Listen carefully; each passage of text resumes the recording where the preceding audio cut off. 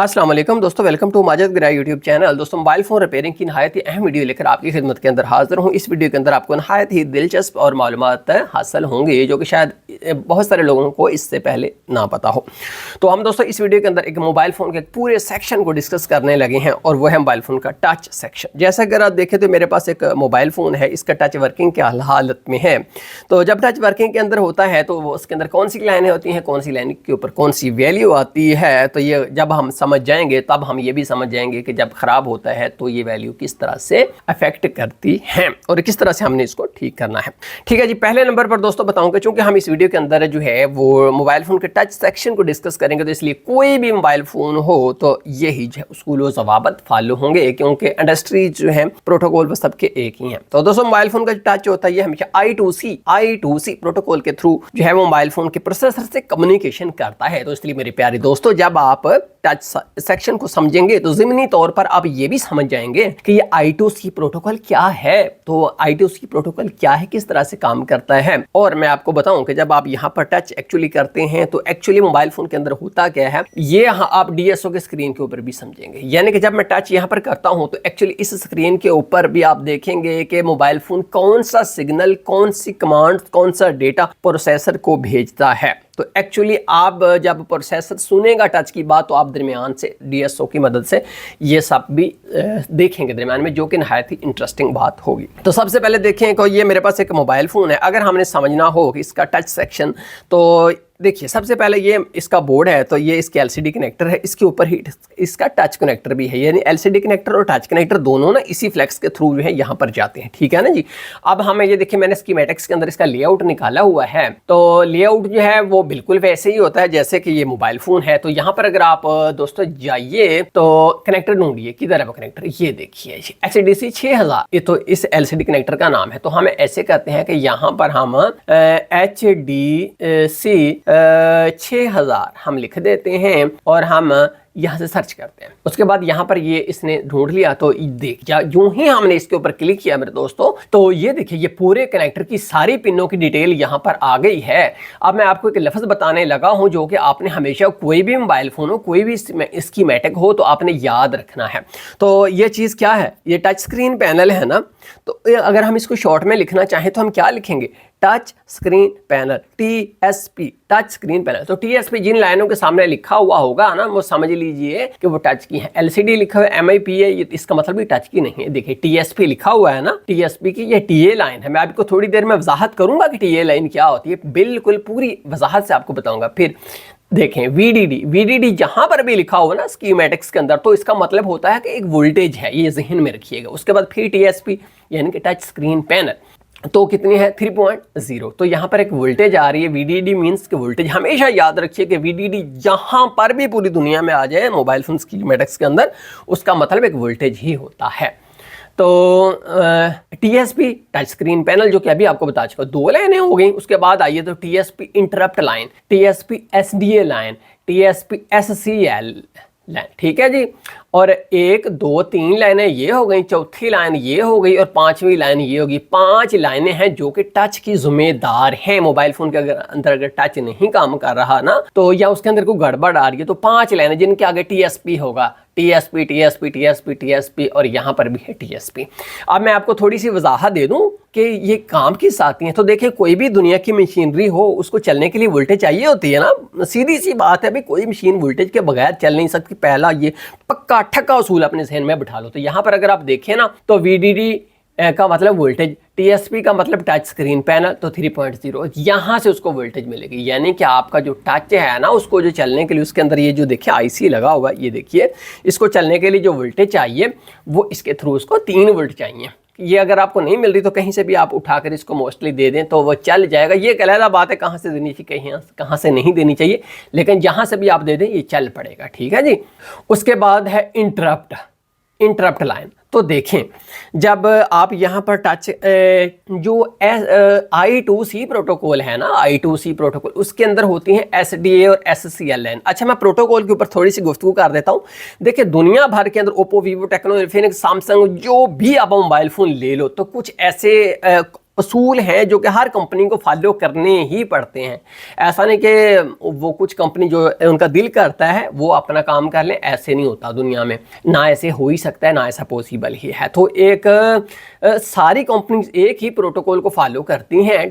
जब मुख्तलिफ सेंसर्स का मोबाइल फ़ोन के CPU से रब्ता करना हो तो वो होता है I2C प्रोटोकॉल। आप नोट कर लें, बाद में आप देख लेना। तो I2C प्रोटोकॉल के अंदर सिर्फ 2 लाइनें होती हैं जो कि CPU से कम्युनिकेशन के लिए इस्तेमाल होती हैं। एक होता है SCL यानी कि सीरियल क्लॉक, और दूसरा होता है सीरियल डेटा। ठीक है, ये दोनों लाइनें हो गई CPU की टच से गपशप मारने के लिए कि बंदे ने कहाँ से रब्ता किया है। तो हमेशा जो है इसके थ्रू डेटा जाएगा, लेकिन जब टच ने बताना हो कि टच हो चुका है भाई, टच हो गया, यहाँ कर दिया टच किसी ने, तो वह एक इंटरप्ट लाइन है, इसके ज़रिए वो जो है वो डाउन करता है। इस लाइन के थ्रू वो बता देता है कि भाई टच कर दिया किसी ने मेरे ऊपर, किसी ने मेरे ऊपर टच कर दिया। तो उसके बाद जो है इन 2 पिनों के थ्रू TSP, SD और SCL के थ्रू वो डेटा ले लेता है।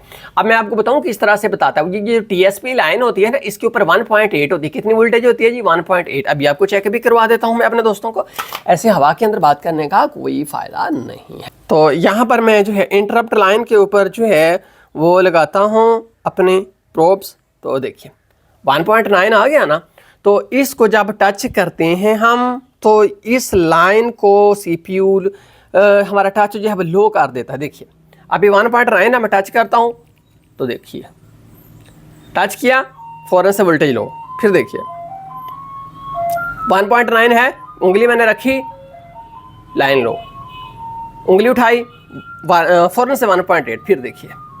तो जब मैं उंगली रखता हूं तो मेरा टच जो है CPU को इसी लाइन के थ्रू बता देता है कि यार बंदे ने उंगली रख दी। ठीक है जी, और डेटा कहाँ रखी है, ये SSDA और SCL के थ्रू बताया जाता है। अच्छा जी, अब ये जो है TSP TA लाइन, ये कैसी लाइन है जो भी टूट भी जाए तो इससे कोई मेजर फ़र्क नहीं पड़ता, लेकिन एक इशू सिर्फ आता है। TSP का मतलब टच स्क्रीन पैनल और TA का मतलब है ट्रैवल अडाप्टर। ट्रैवल अडाप्टर यानी कि जब आप चार्जर लगाते हैं तो अक्सर ऐसे होता है कि हमारा जो चार्जर की वोल्टेज होती है वो बोर्ड के अंदर सरायत कर जाती है, जिसकी वजह से ऑटो टच काम करना शुरू कर देता है। या TA लाइन जो है बता देती है कि यार टच बंदे ने ना चार्जिंग के ऊपर लगा दिया है, तो इस वजह से तुम भी अपनी सेंसिटिविटी चेंज कर लो। ठीक है जी, अब हम बात करते हैं, इस चीज़ को समझते हैं हम हार्डवेयर सॉल्यूशंस के अंदर। ठीक है, 5 लाइनें मैंने बता दी। तो ये देखिए यहाँ पर हार्डवेयर सॉल्यूशन क्या है बोर्नियो स्कीमेटिक्स के अंदर। तो यहाँ पर भी अगर हमने देखना हो तो वही हमने एक तो वोल्टेज हमने चेक करनी है। तो वोल्टेज कहाँ से आएगी?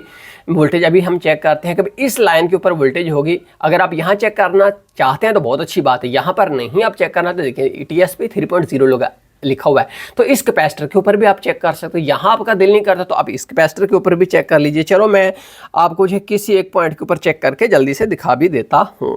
तो सबसे पहले आपने कहाँ से आगाज़ करना है, उसकी वोल्टेज चेक करना है। तो यहाँ पर मैं लगाता हूँ और देखता हूँ कि क्या वोल्टेज आती है कि नहीं आती है।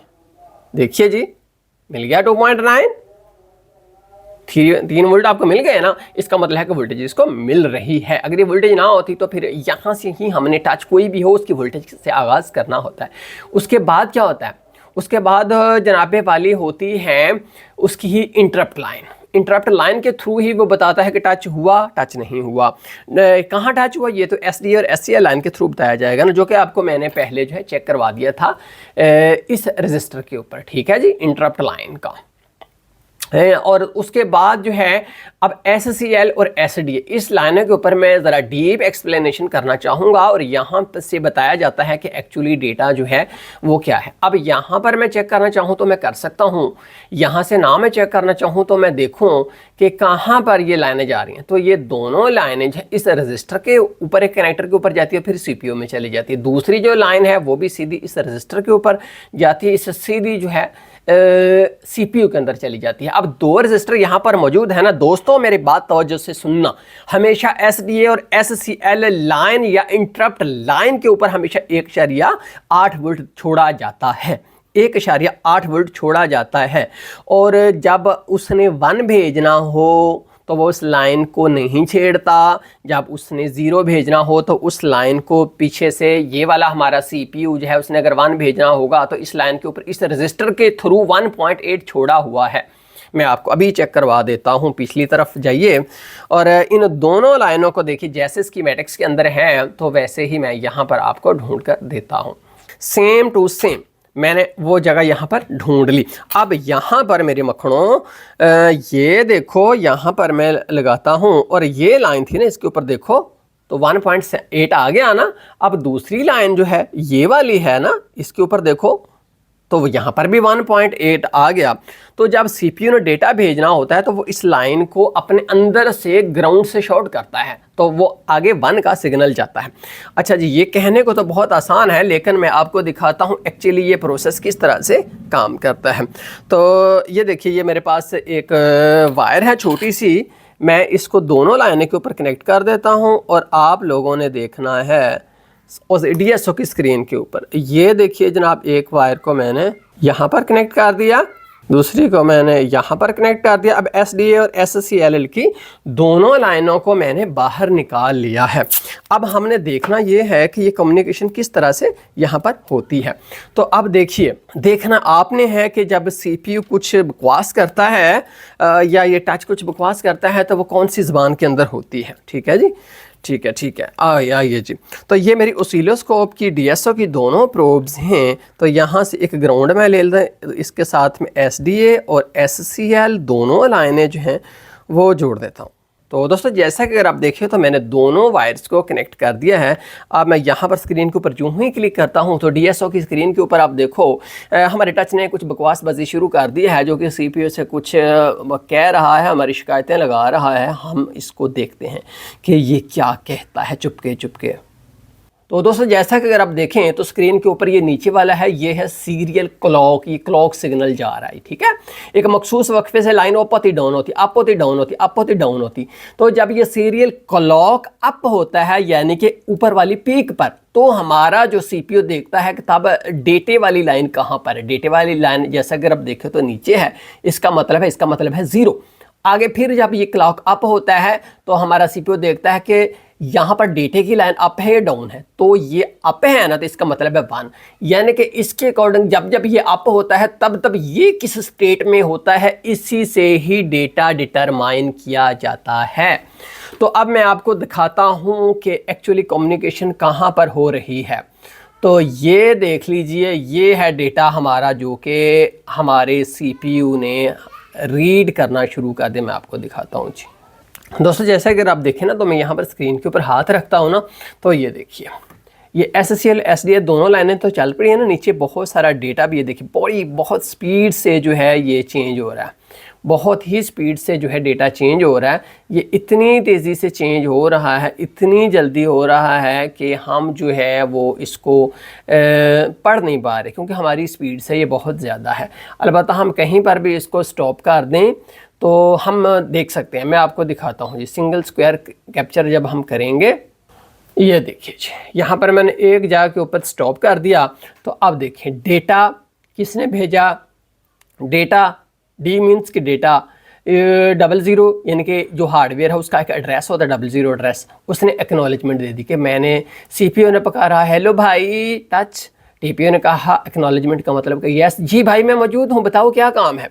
तो ऐसे ही जो है यहाँ पर डेटा जो है वो चेंज हो रहा है। अगर आप इस ग्राफ के ऊपर मज़ीद गौर करें तो जब मैं यहाँ से इस फिंगरप्रिंट के ऊपर टच को आगे पीछे करूँगा तो एक्चुअली जो है वो यहाँ पर जो वैल्यूज़ हैं वो भी चेंज होंगी। तो देखिए, जो ही मैं टच से अपना हाथ उठा लेता हूँ तो यहाँ पर भी कुछ भी नहीं होता।